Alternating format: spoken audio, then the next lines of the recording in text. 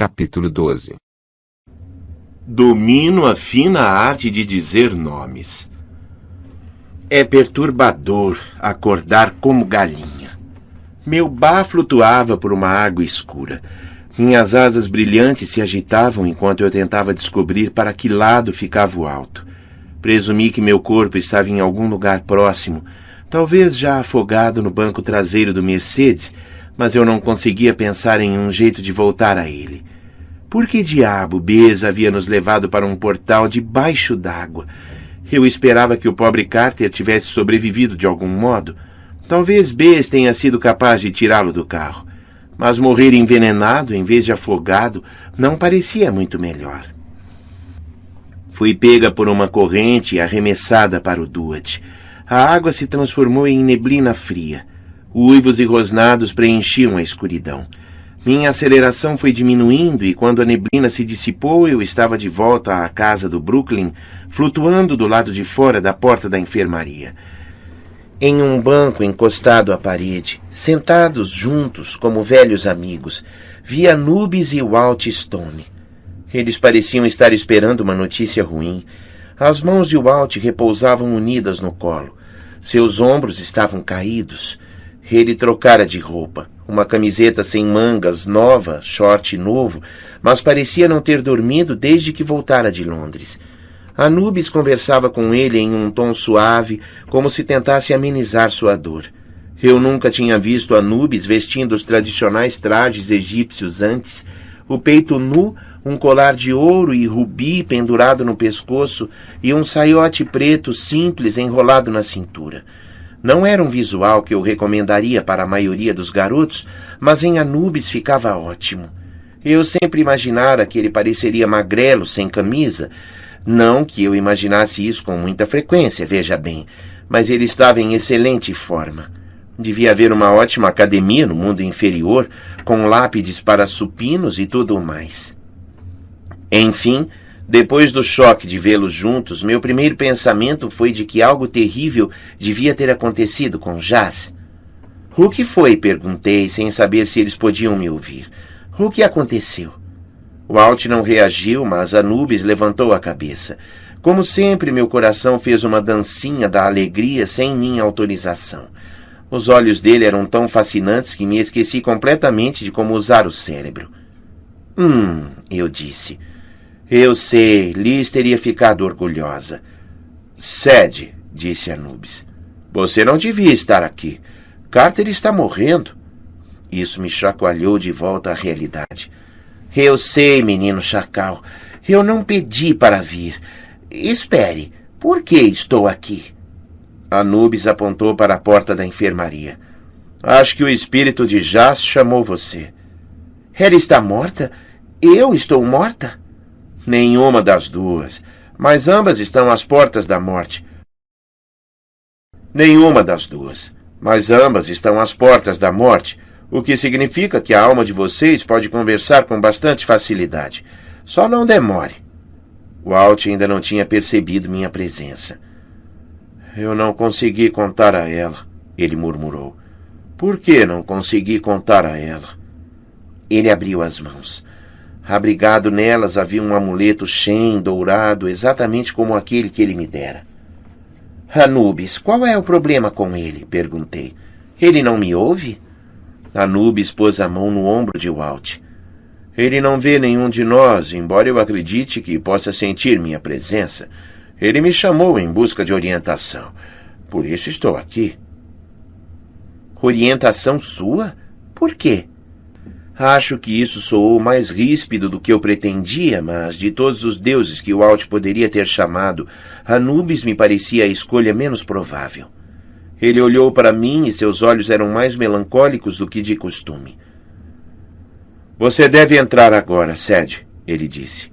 Tem muito pouco tempo. Prometo fazer o possível para aliviar a dor de Walt. A dor dele? Perguntei. Espere aí. Mas a porta da enfermaria se abriu e as correntes do Duat me puxaram para dentro. A enfermaria era a unidade médica mais agradável que eu já conhecera, mas isso não queria dizer muita coisa. Eu odiava hospitais. Meu pai costumava brincar que eu havia nascido gritando e não parara até me tirarem da maternidade. Eu tinha um medo mortal de agulhas, comprimidos e, sobretudo, do cheiro de gente doente. Pessoas mortas e cemitérios? Isso não me incomodava. Mas doença... sinto muito. Mas precisa cheirar tão doente? A primeira visita que fiz a Jas na enfermaria havia exigido toda a minha coragem. Essa segunda vez, mesmo em minha forma Ba, não foi mais fácil. O cômodo tinha mais ou menos o tamanho de meu quarto. As paredes eram revestidas de pedra rústica. As janelas largas deixavam entrar o brilho da noite de Nova York. Armários de cedro estavam cuidadosamente etiquetados com nomes de medicamentos, itens de primeiros socorros, amuletos mágicos e poções.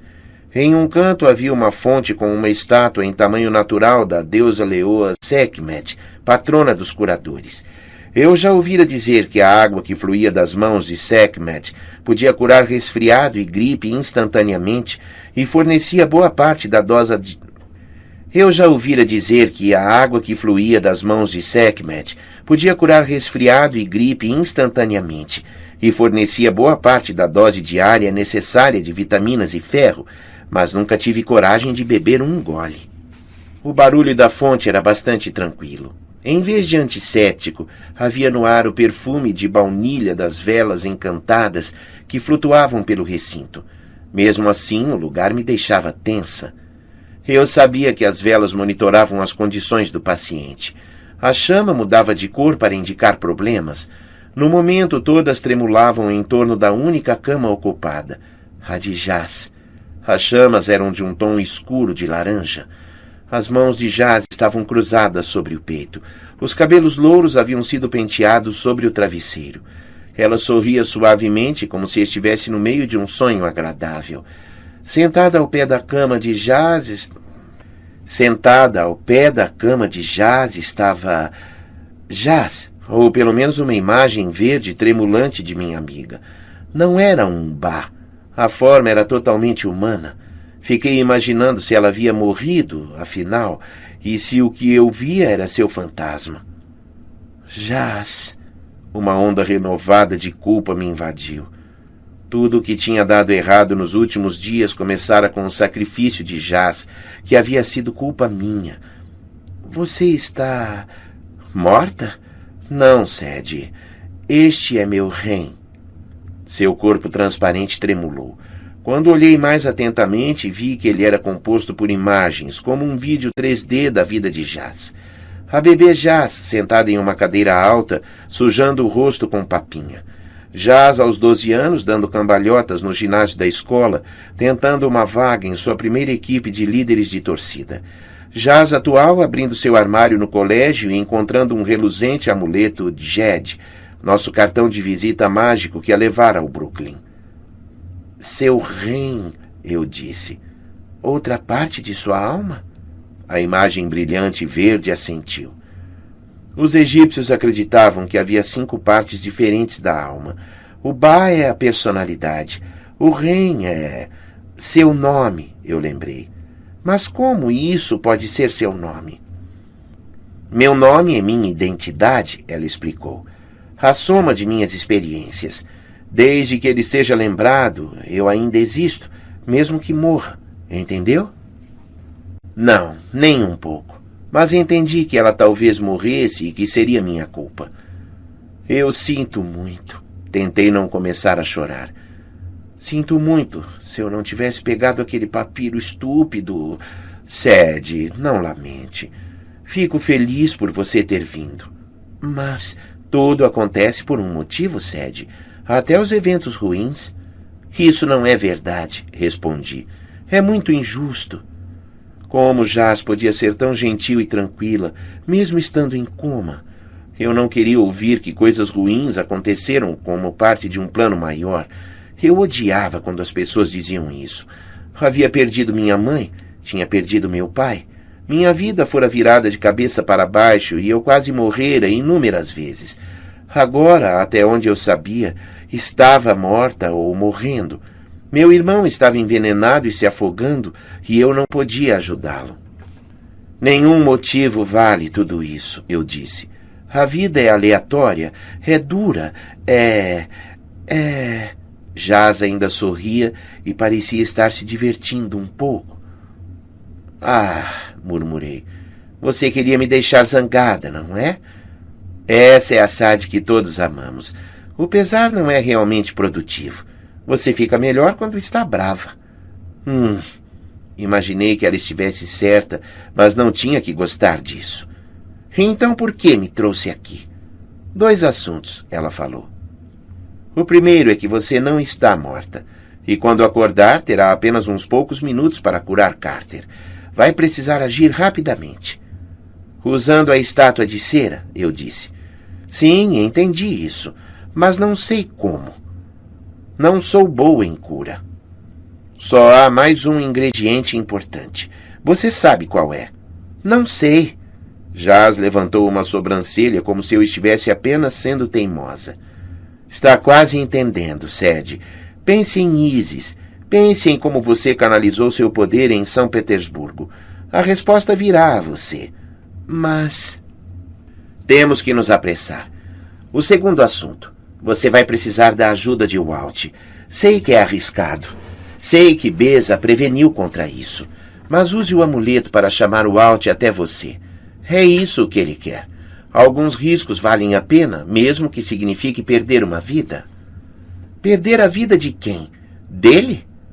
O cenário da enfermaria começou a se dissolver, tornando-se uma aquarela borrada. Pense em Isis, Jas repetiu.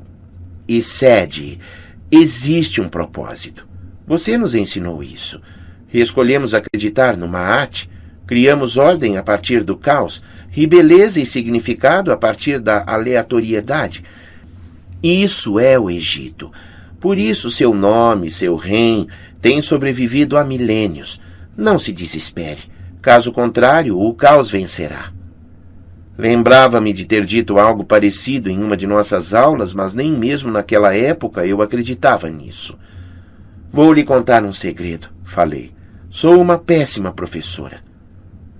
A forma de Jas, todas as lembranças reunidas, começou a se transformar em névoa. Vou lhe contar um segredo, ela falou, sua voz cada vez mais distante. Você foi uma excelente professora. Agora procure Isis e veja como isso começou. A enfermaria evaporou. De repente eu estava em um barco real, flutuando pelo Nilo. O sol brilhava no céu. Palmeiras e relva de um verde vistoso cobriam as margens. Para além delas, o deserto se estendia até o horizonte. Colinas vermelhas estéreis tão secas e proibitivas que poderiam estar em Marte. O barco era como o que Carter descrevera de sua visão com Horus, mas estava em melhores condições. A vela branca estufada tinha como brasão a imagem de um disco solar em radiantes tons de dourado e vermelho. Esferas de luz multicolorida corriam pelo convés, manejando os remos e puxando as cordas. Como faziam isso sem as mãos, eu não sei, mas não era a primeira vez que eu vi uma tripulação mágica como aquela. O casco estava incrustado de metais preciosos. Desenhos em cobre, prata e ouro mostravam a jornada da embarcação pelo Duat e hieróglifos invocavam o poder do sol. No meio do barco, uma tenda azul e dourada fazia sombra para o trono do Deus Sol, sem dúvida a cadeira mais impressionante e aparentemente desconfortável que eu já vira. No início pensei que fosse de ouro fundido, depois percebi que era feita de fogo vivo, chamas amarelas que de algum modo foram esculpidas na forma de um trono. Entalhado em suas pernas e braços, hieróglifos brancos brilhavam tão intensamente que feriam meus olhos. O ocupante do trono não era tão impressionante. Era um homem velho de pele grossa, encurvado como um ponto de interrogação, com a cabeça careca coberta por manchas e um rosto tão enrugado e flácido que parecia uma máscara. Só os olhos delineados com col indicavam que ele ainda vivia, porque estavam cheios de dor e cansaço. Ele usava um colar e um saiote que não caía nem um pouco tão bem nele quanto em Anubis. Até esse momento, a pessoa mais velha que eu vira tinha sido Iskandar, o antigo sacerdote leitor-chefe, com 2000 anos. Mas Iskandar nunca parecera tão acabado, nem mesmo quando estava prestes a morrer. Para piorar a situação, a perna esquerda de Ra estava envolta em bandagens e inchada, 2 vezes mais grossa que o normal. Ele gemeu e apoiou a perna sobre uma pilha de almofadas. 2 furos pequenos em sua canela soltavam pus nas bandagens, parecidos com as marcas das presas no ombro de Carter. Enquanto Ra massageava a perna, veneno verde se espalhou pelas veias da coxa. Só de olhar para aquilo, as pernas de meu Ba se arrepiaram em repulsa. Ra olhou para o céu. Os olhos dele ficaram amarelos como seu trono. Isis! Ele gritou. Muito bem! Eu cedo! Uma sombra surgiu sob a tenda. Uma mulher apareceu e se ajoelhou diante do trono. Eu a reconheci, é claro. Cabelos longos e negros cortados ao estilo Cleópatra e vestido branco e leve que enaltecia sua forma graciosa. Suas luminosas asas de arco-íris brilhavam como a aurora boreal. Com a cabeça baixa e as mãos erguidas em súplica, ela parecia a imagem da humildade. Mas eu conhecia Isis bastante bem. Podia ver o sorriso que ela tentava esconder. Sentia sua alegria. Lorde Ra, ela disse. Vivo para servi-lo. Ha! Ra reagiu. Você vive para o poder, Isis. Não tente me enganar. Sei que criou a cobra que me picou. É por isso que ninguém mais consegue encontrar uma cura. Você deseja meu trono para seu marido, o arrogante Osíris. Meu senhor, Isis começou a protestar. Chega! Se eu fosse um deus mais jovem... Ra cometeu o engano de mover a perna. Ele gritou de dor. O veneno verde se espalhou ainda mais pelas veias. Não importa. Ele suspirou infeliz. Estou cansado deste mundo. Chega de tramas e ardis. Apenas cure o veneno. Com prazer, meu senhor. Mas vou precisar... De meu nome secreto, disse Ra. Sim, eu sei. Prometa curar-me e terá o que deseja. E mais... Ouviu o aviso na voz de Ra, mas ou Isis não percebeu ou não se importava. Prometo curá-lo, ela disse. Então, aproxime-se, deusa. Isis se inclinou para a frente. Pensei que Ra fosse sussurrar o nome em seu ouvido, mas em vez disso ele segurou sua mão e a colocou contra a testa enrugada dele. Os dedos dela arderam. Isis tentou se afastar, mas Ra segurava seu pulso. O corpo todo do Deus Sol brilhava com imagens incandescentes de sua longa vida. A primeira manhã. Seu barco solar brilhando na terra do Egito recentemente erguida. A criação dos outros deuses e homens mortais. As intermináveis batalhas de Ra contra Apófis, quando ele passava pelo Duat todas as noites, mantendo o caos sob controle. Era coisa demais para assimilar, séculos transcorrendo em uma fração de segundo. Seu nome secreto era a soma de sua experiência, e mesmo então, naqueles tempos antigos, Ra era incrivelmente velho.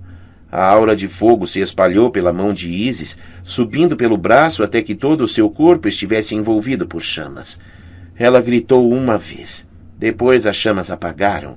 Isis caiu e fumaça se desprendia de seu vestido. Então, disse Ra, você sobreviveu? Eu não conseguia determinar se o que ele sentia era decepção ou um respeito relutante. Isis levantou-se cambaleante. Parecia atordoada, como se tivesse acabado de atravessar uma zona de guerra, mas levantou a mão. Um hieróglifo de fogo queimava no centro da palma. O nome secreto de Ra, sintetizado em uma única palavra incrivelmente poderosa. Isis pousou a mão sobre a perna envenenada de Ra e recitou um encantamento. O veneno verde desapareceu das veias. O inchaço diminuiu. As bandagens caíram e as 2 marcas de presas se fecharam. Ra inclinou-se no trono e suspirou com alívio. Finalmente. Não sinto dor. Meu senhor precisa repousar, sugeriu Ísis. Um longo, longo descanso. O Deus Sol abriu os olhos. Não havia mais fogo neles. Eram leitosos e opacos, como os olhos de um mortal idoso. Bastet, ele chamou. A deusa gata materializou-se a seu lado. Ela vestia uma armadura egípcia de couro e ferro e parecia mais jovem, embora talvez porque ainda não havia suportado séculos em uma prisão no abismo, lutando contra Apófis. Senti-me tentada a gritar para preveni-la do que estava por vir, mas minha voz não funcionou. Bastet olhou de soslaio para Ísis. Meu senhor, essa mulher o está incomodando? Ra balançou a cabeça. Daqui a pouco nada mais me incomodará, minha fiel gata. Venha comigo. Temos assuntos importantes a discutir antes de minha partida. Senhor, aonde vai? Para uma aposentadoria forçada. Ra olhou para Ísis. É o que você quer, deusa da magia? Ísis se curvou. Nunca, meu senhor. Bastet sacou suas lâminas e se aproximou dela, mas Ra estendeu um braço. Já chega, Bastet, ele disse. Tenho em mente outra luta para você. Uma última e crucial batalha. Quanto a você, Ísis, pode pensar que venceu porque se apoderou de meu nome secreto. Percebe o que começou? Osíris pode se tornar faraó, mas seu reinado será breve e amargo. O trono real dele será um pálido reflexo de meu trono de fogo. Este barco não navegará mais pelo Duat. O equilíbrio entre Maat e Caos se degradará lentamente. O próprio Egito cairá. Os nomes de seus deuses virarão uma lembrança distante. Então, um dia, o mundo inteiro estará à beira da destruição. Você vai chamar por Ra e eu não estarei lá. Quando esse dia chegar, lembre que sua ganância e sua ambição levaram a isso. Meu senhor. Ísis se curvou respeitosamente, mas eu sabia que ela não pensava no futuro distante. Estava embriagada com a vitória. Acreditava que Osíris governaria o Egito para sempre e que Ra era só um velho tolo. Ela não sabia que, em pouco tempo, sua vitória se transformaria em tragédia. Osíris seria assassinado pelo irmão, Sete, e um dia todas as outras previsões de Ra também se concretizariam. Vamos, Bastet, disse Ra. Não nos querem mais aqui. O trono explodiu em uma coluna de chamas, consumindo a tenda azul e dourada. Uma bola de fogo subiu ao céu até se perder no brilho do sol. Quando a fumaça se dissipou, Ísis estava sozinha e ria, satisfeita. Consegui! Ela exclamou. Osíris, você será rei. Eu me apoderei do nome secreto de Ra. Eu queria dizer a ela que não se apoderara de coisa alguma, mas tudo o que eu podia fazer era assistir a Ísis dançando pelo barco. Ela estava tão satisfeita com o próprio sucesso que não prestou atenção às luzes mágicas desaparecendo. As cordas caíram, a vela ficou flácida, os remos flutuaram na água e o barco solar seguiu o rio à deriva, sem tripulação. Minha visão embaçou e mergulhei na escuridão. Acordei em uma cama macia. Por um momento glorioso pensei que estava de volta a meu quarto na casa do Brooklyn. Poderia me levantar e tomar um delicioso café da manhã com meus amigos, Ramós, Filipe da Macedônia e Cufu, e depois passaria o dia ensinando aos aprendizes como transformar em réptil uns aos outros. Soava maravilhoso. Mas é claro que eu não estava em casa. Sentei-me e minha cabeça começou a girar. Estava em uma king size com lençóis macios de algodão e uma pilha de travesseiros de penas. O quarto era bastante elegante e a decoração era toda branca e radiante, o que não ajudava a diminuir minha tontura. Eu me sentia como se estivesse novamente na casa de Nut, a deusa do céu. A qualquer momento o quarto poderia se dissolver em nuvens. Minhas pernas pareciam rígidas, mas consegui sair da cama. Eu vestia um daqueles roupões de hotel tão enormes e felpudos que eu parecia um Muppet albino. Cambaleei até a porta e encontrei uma linda sala de estar, também de um branco brilhante. Portas de correr de vidro se abriam para uma varanda, da qual era possível ver o mar de uma altura considerável, talvez 15 ou 20 andares. O céu e a água eram incrivelmente azuis. Meus olhos precisaram de um momento para se ajustar à claridade. Em uma mesa próxima vi minhas coisas e as de Carter arrumadas com cuidado, nossas roupas amarrotadas, nossas bolsas de magia e os 2 papiros do livro de Ra, além da sacola de Bess do Museu do Chocolate. Carter vestia um roupão branco como o meu, estava deitado no sofá de olhos fechados. Seu corpo inteiro tremia. Bess estava sentado a seu lado, umedecendo a testa dele com uma compressa fria.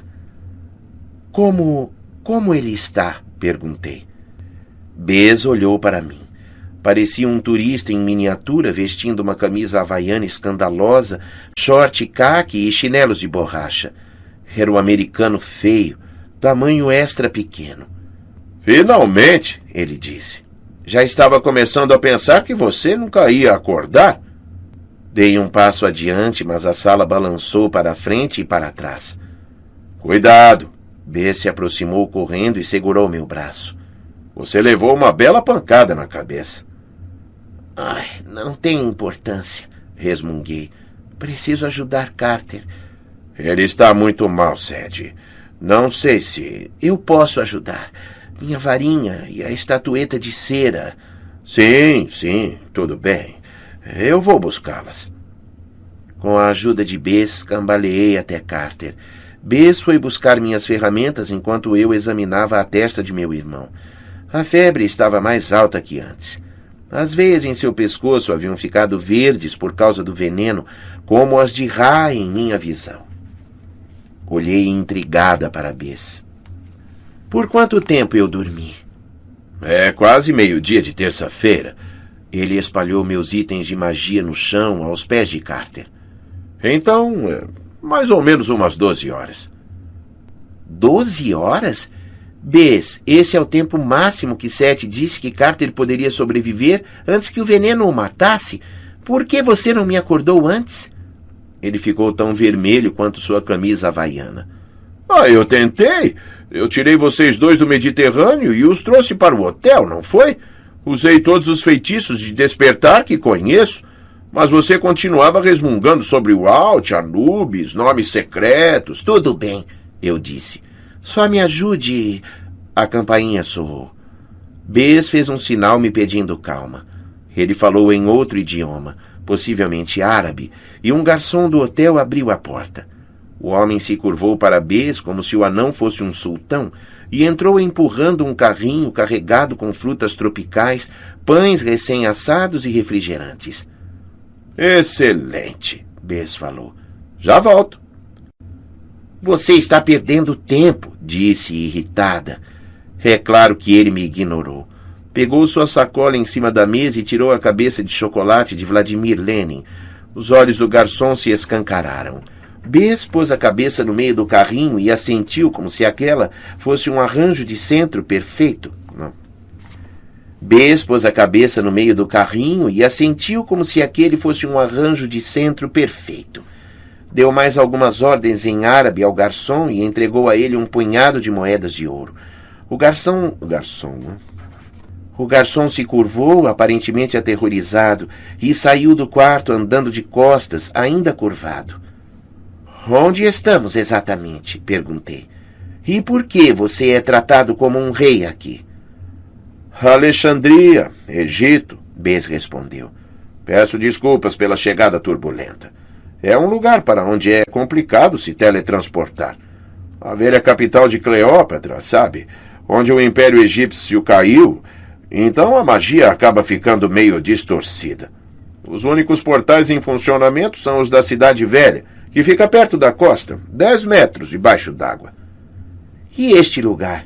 É óbvio que é um hotel de luxo, mas como você... Suíte da cobertura, Four Seasons, Alexandria. Ele soava um pouco constrangido. As pessoas do Egito ainda se lembram dos velhos deuses, mesmo que não admitam. Eu era popular naqueles tempos. Então, normalmente, posso cobrar favores quando preciso. Desculpe, mas não tínhamos muito tempo. Eu poderia ter providenciado uma vila particular. Como você se atreve? Eu disse. Esperar que eu fique feliz com um hotel 5 estrelas. Agora, por que não providencia para não sermos interrompidos enquanto curo Carter? Peguei a estatueta de cera que Jas me dera e me ajoelhei ao lado de meu irmão. A estatueta estava deformada após ter sido agitada para todos os lados dentro de minha bolsa. Mas Carter também não estava nada bem. Eu esperava que a conexão mágica ainda funcionasse.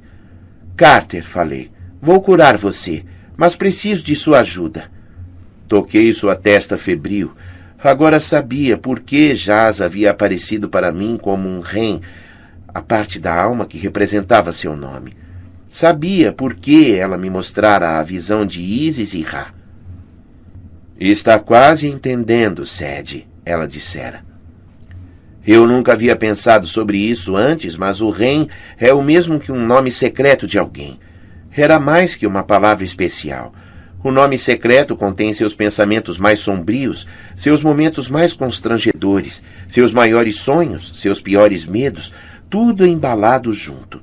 É a soma de suas experiências, mesmo aquelas que você nunca gostaria de compartilhar. Seu nome secreto faz você ser quem é. Por isso, um nome secreto tem poder. Também é por isso que não é suficiente ouvir alguém pronunciar um nome secreto para saber como usá-lo. É preciso conhecer essa pessoa e entender sua vida. Quanto mais você entende a pessoa, mais poder o nome dela confere. Só se pode aprender um nome secreto a partir do próprio dono, ou da pessoa que mais o ama. E, por Deus, para mim, Carter era essa pessoa. Carter, pensei, qual é seu nome secreto? Mesmo doente, sua mente resistia a mim. Não se pode entregar assim seu nome secreto. Todo humano tem um, como cada cachorro também tem, mas a maioria dos humanos passa a vida toda sem saber disso. Sem nunca colocar em palavras sua mais íntima identidade. É até compreensível. Tente resumir toda a sua existência em 5 palavras ou menos. Não é muito fácil, é? Você consegue, murmurei. Você é meu irmão. Eu amo você. Todas as coisas constrangedoras e irritantes que imagino que sejam a maior parte de você, 1000 Zias fugiriam se soubessem a verdade. Mas não eu. Eu ainda estarei aqui. Agora diga-me seu nome, seu grande idiota, para que eu possa salvar sua vida. Minha mão formigou sobre a testa dele. Sua vida passou por entre meus dedos. Lembranças fantasmagóricas de quando éramos crianças e morávamos em Los Angeles com nossos pais. Vi minha festa de aniversário de 6 anos e o bolo explodindo. Vi mamãe lendo para nós na hora de dormir trechos de um livro universitário de ciências. Papai tocando jazz e dançando comigo pela sala, enquanto Carter tampava os ouvidos e gritava, pai! Vi também momentos que eu não havia compartilhado com meu irmão. Carter e papai no meio de um tumulto em Paris. Carter e Zia conversando à luz de velas no primeiro gnomo. Carter sozinho na biblioteca da casa do Brooklyn, olhando para seu amuleto do olho de Horus e lutando contra a tentação de invocar o poder de um deus. Ele nunca me falara sobre isso, mas eu me senti aliviada. Havia pensado que fosse a única a sentir tamanha tentação. Devagar, Carter relaxou. Seus piores temores passaram para mim, seus segredos mais constrangedores. Sua força ia desaparecendo à medida que o veneno chegava ao coração. Com o que ainda lhe restava de força de vontade, ele me disse seu nome. É claro que não vou dizer qual é. Você não poderia mesmo usá-lo, tendo ouvido de uma gravação, mas prefiro não arriscar. Ergui a estatueta de cera e falei o nome secreto de Carter. Imediatamente o veneno recuou em suas veias. O boneco de cera ficou verde e derreteu em minhas mãos. A febre de Carter cedeu. Ele estremeceu, respirou fundo e abriu os olhos. Certo, falei com um tom severo. Nunca mais tente cavalgar uma maldita cobra monstruosa. Ai, desculpe, ele gemeu. Você acabou de... Sim. Com o meu nome secreto? Sim. E todos os meus segredos? Sim. Ele gemeu de novo e cobriu o rosto, como se quisesse voltar ao coma. Mas juro que não tinha intenção de atormentá-lo. Existe uma diferença entre manter seu irmão no lugar dele e ser cruel. Eu não era cruel. Além do mais, depois de visitar os recantos mais sombrios da mente de Carter, eu me sentia um pouco envergonhada, talvez até admirada. Não havia muito ali. Comparado a meus medos e segredos constrangedores, céus, ele era manso. Desejei que nossos lugares nunca se invertessem e que ele tivesse que me curar. Bess se aproximou com a cabeça de Lenin apoiada na parte interna do cotovelo. Era evidente que ele havia provado um pedaço, porque a testa de Lenin tinha sumido, vítima de uma chocolobotomia frontal. Ah, bom trabalho, Sed. Ele arrancou o nariz de Lenin e ofereceu a Carter. Aqui, garoto. Você merece. Chocolate tem poderes mágicos de cura? Bess bufou. Se tivesse, eu seria o anão mais saudável do mundo. Não, só é gostoso. E você vai precisar de sua força, acrescentei. Temos muito a conversar. Apesar do prazo se aproximando, a partir do dia seguinte, só mais 2 dias para o equinócio e o fim do mundo, Bess insistiu para descansarmos até a manhã seguinte. Ele nos avisou que se Carter se esforçasse demais, física ou magicamente, antes disso, por causa do envenenamento, ele poderia morrer. Perder tempo me deixava bastante agitada, mas depois de todo o trabalho que tive para reanimar meu irmão, preferia mantê-lo vivo. E admito que eu não estava me sentindo muito melhor. Estava tão esgotada de magia que não creio que seria capaz de ir mais longe que até a varanda.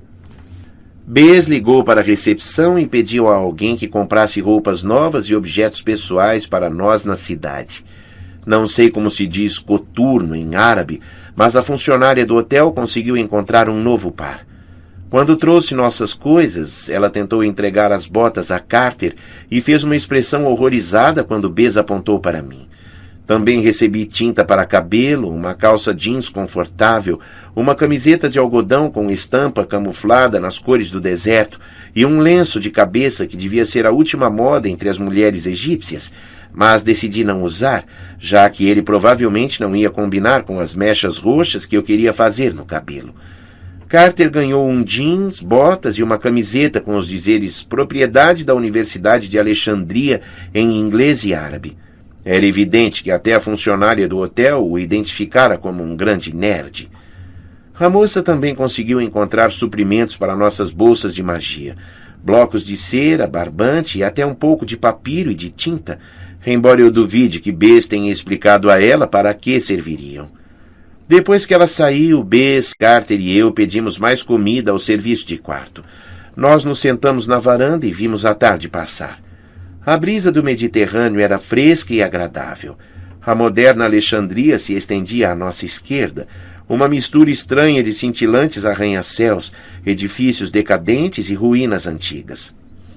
A estrada litorânea tinha belas palmeiras e estava congestionada com todo tipo de veículos, de BMWs a burros. De nossa suíte de cobertura, tudo parecia um pouco irreal. A energia pura da cidade, a agitação e o congestionamento lá embaixo, enquanto permanecíamos sentados na varanda, sob o céu, comendo frutas frescas e os últimos pedaços derretidos da cabeça de Lenin. Imaginei que era assim que os deuses se sentiam vendo o mundo mortal de sua sala do trono no Duat. Ficamos conversando e coloquei os 2 papiros do livro de Ra na mesa da varanda.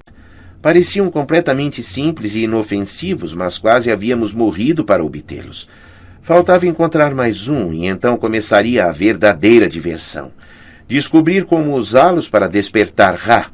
Parecia impossível fazer tanta coisa em apenas 48 horas, mas ali estávamos nós, exaustos e em repouso, forçados a descansar até a manhã seguinte.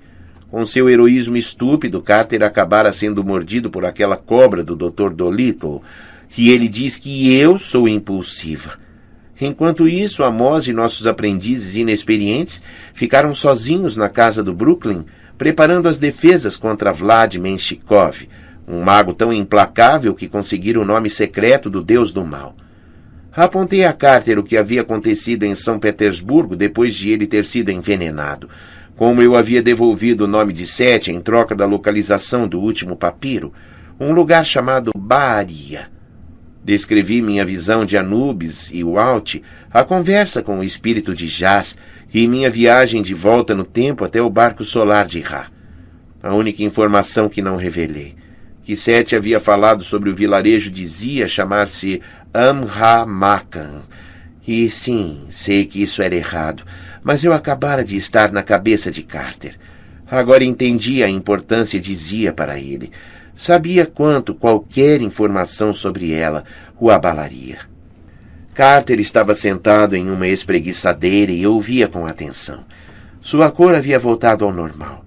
Os olhos estavam limpos e alertas. Era difícil acreditar que poucas horas antes ele estivera às portas da morte. Eu queria crer que tudo isso era resultado de meus poderes de cura, mas tinha a sensação de que sua recuperação se devia também, em grande parte, ao repouso, a vários gingerales e um cheeseburger com fritas trazido pelo serviço de quarto. Baaria, ele olhou para Bess. Conheço esse nome. De onde conheço esse nome, hein? Bess coçou a barba. Ele estivera triste e quieto desde que contei nossa conversa com Sete. O nome Baaria, em especial, parecia incomodá-lo.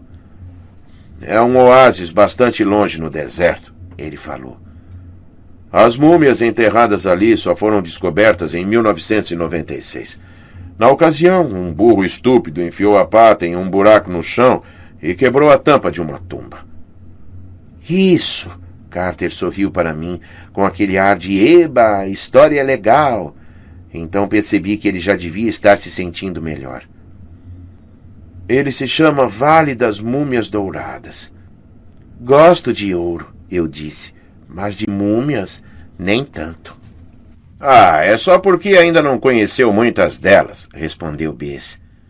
Eu não sabia se ele estava brincando e achei melhor não perguntar. Então, o último papiro está escondido lá? Bess deu de ombros. Faria sentido. O oásis fica afastado. Só foi encontrado recentemente. Também há poderosas maldições para impedir o transporte via portais. Os arqueólogos mortais escavaram algumas tumbas, mas ainda existe uma imensa rede de túneis e câmaras que não foram abertas por ninguém em milhares de anos. Muitas múmias. Imaginei aquelas múmias de filmes de terror com os braços estendidos, as ataduras se soltando, gemendo enquanto perseguiam mocinhas histéricas e estrangulavam arqueólogos. Quando você diz muitas múmias, perguntei, estamos falando de quantas? Já encontraram algumas centenas, Bess respondeu. De umas 10.000. 10.000? Olhei para Carter, que não parecia nem um pouco incomodado. Cede, ele disse. Elas não vão voltar à vida e matar você. Não, Bess concordou. Provavelmente não. É quase certo que não. Obrigada, murmurei. Já me sinto muito melhor. Sim, eu sei o que disse antes sobre não me incomodar com cemitérios e gente morta. Mas 10.000 múmias? Isso era forçar a barra. De qualquer maneira, disse Bess, a maioria delas é da época dos romanos. Nem são egípcias de verdade. Um monte de latinos imitadores tentando entrar em nossa pós-vida porque é mais legal. Mas algumas das tumbas mais antigas... Bem, vamos ter que ver. Com 2 partes do livro de Ra, vocês devem conseguir rastrear a terceira quando estiverem perto bastante. Como exatamente? Perguntei. Bess deu de ombros. Quando objetos mágicos são quebrados, os pedaços agem como ímãs. Quanto mais se aproximam, mais se atraem. Isso não me fazia sentir necessariamente melhor. Eu me imaginei correndo por um túnel com papiros em chamas colados nas mãos. Certo, falei. Então, tudo o que precisamos fazer é rastejar por uma rede de tumbas e passar por 10.000 múmias de ouro, que provavelmente, quase certamente, não vão voltar à vida e nos matar. É, respondeu Bess. Bem, elas não são realmente de ouro maciço. A maioria só foi pintada de dourado. Mas sim, é isso. Faz grande diferença. Então está decidido. Carter soava bastante eufórico. Podemos partir de manhã. Qual é a distância até lá? Um pouco mais de 300 quilômetros, respondeu Bess. Mas as estradas são difíceis e portais... Bem, como eu disse, o oásis está cercado de maldições contra eles. E mesmo que não estivesse, estamos de volta ao primeiro nomo. É aconselhável usar o mínimo possível de magia. Se vocês forem descobertos no território de Desjardins... Ele não precisava concluir a frase. Olhei para o horizonte de Alexandria que contornava a costa brilhante do Mediterrâneo. Tentei imaginar como o lugar deve ter sido na antiguidade, antes de Cleópatra, última faraó do Egito, escolher o lado errado em uma guerra civil romana e perder a vida e o reino. Essa era a cidade onde o Egito antigo morrera. Não me parecia um lugar muito auspicioso para se começar uma missão.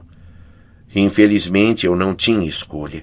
Teria que viajar 300 quilômetros pelo deserto até um oásis isolado e procurar uma agulha em forma de papiro em um palheiro de múmias. Não via como poderíamos conseguir isso no tempo que nos restava. Pior, eu ainda não havia revelado a Carter a última informação sobre o vilarejo, dizia. Podia simplesmente ficar de boca fechada.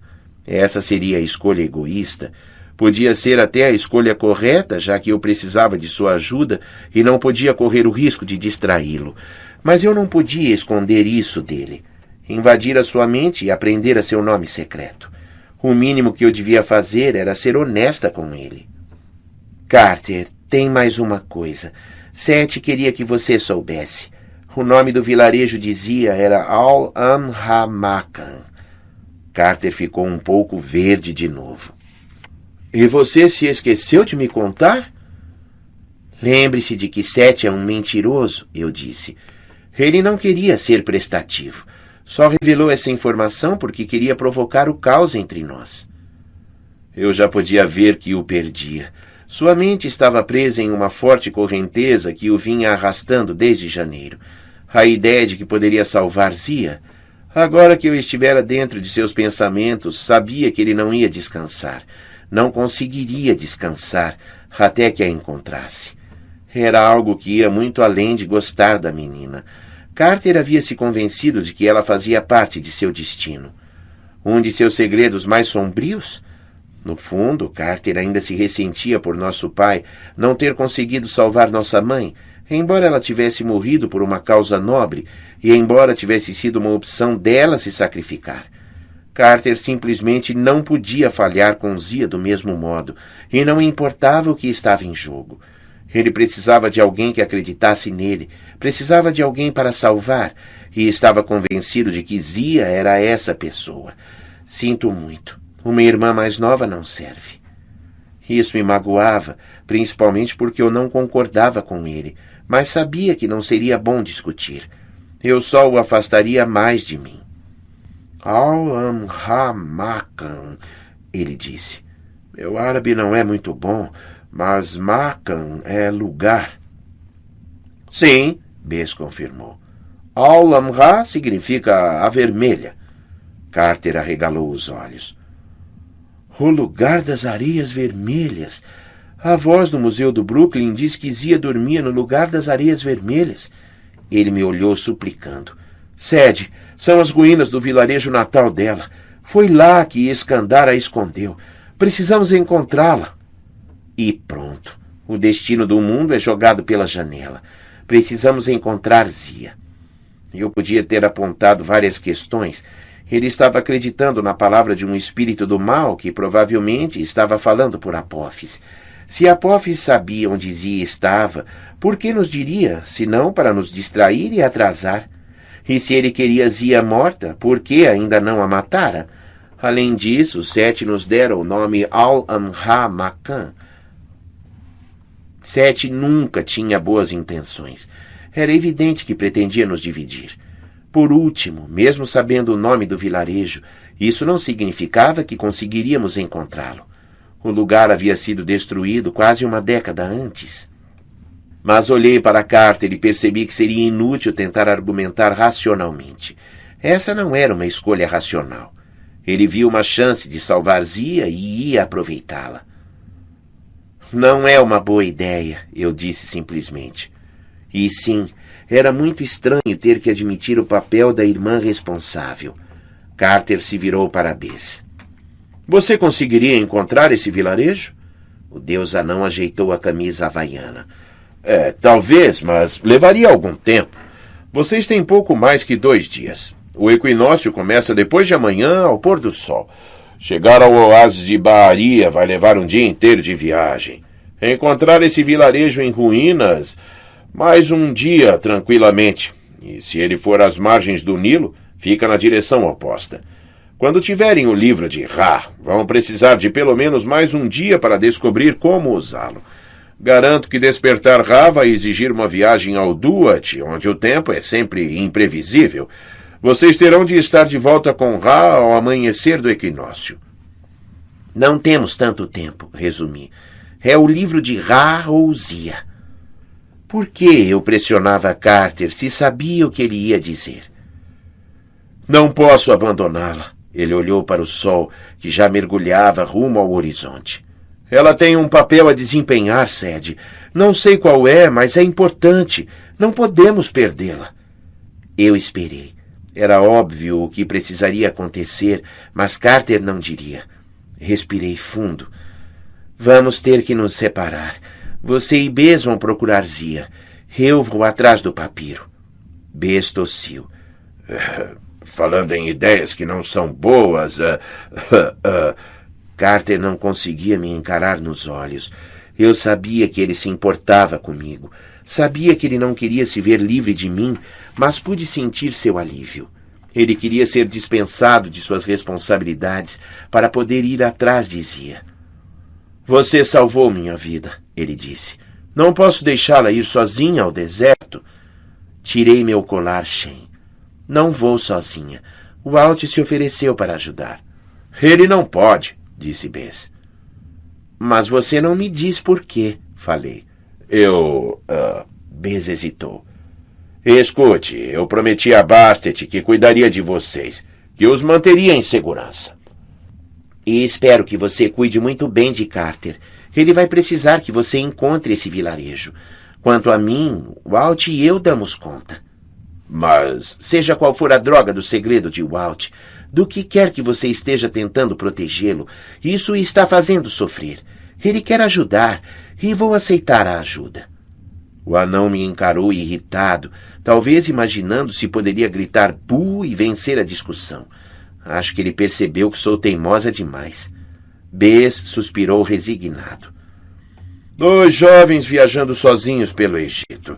Um menino e uma menina. Vai parecer estranho. Direi que o Walt é meu irmão. Carter se retraiu. Não tive a intenção de ser ríspida, mas acho que o comentário foi um pouco ofensivo. Pensando em retrospecto, lamento ter falado aquilo, mas eu estava apavorada e furiosa. Carter tinha me colocado em uma posição impossível. Vá, falei com firmeza. Salve Zia. Ele tentou ler minha expressão, mas evitei encará-lo. Não era o momento para termos uma de nossas conversas silenciosas. Ele não queria realmente saber o que eu estava pensando. Como vamos nos encontrar? Carter perguntou. Voltamos para cá, sugeri. Nós partiremos ao amanhecer. Vamos nos dar 24 horas, não mais que isso, para que eu encontre o papiro, você localize o vilarejo de Zia e nós 2 voltemos para Alexandria. Bess grunhiu.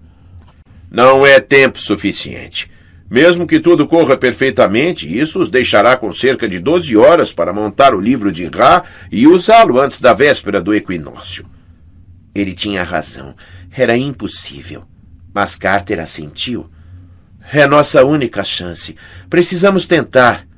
Ele me olhou esperançoso, mas acho que eu já sabia que não nos encontraríamos em Alexandria. Nós éramos os Kane, o que significava que tudo daria errado. Tudo bem, murmurei. Agora, se me dão licença, preciso arrumar minhas coisas. Voltei para dentro antes que eu começasse a chorar.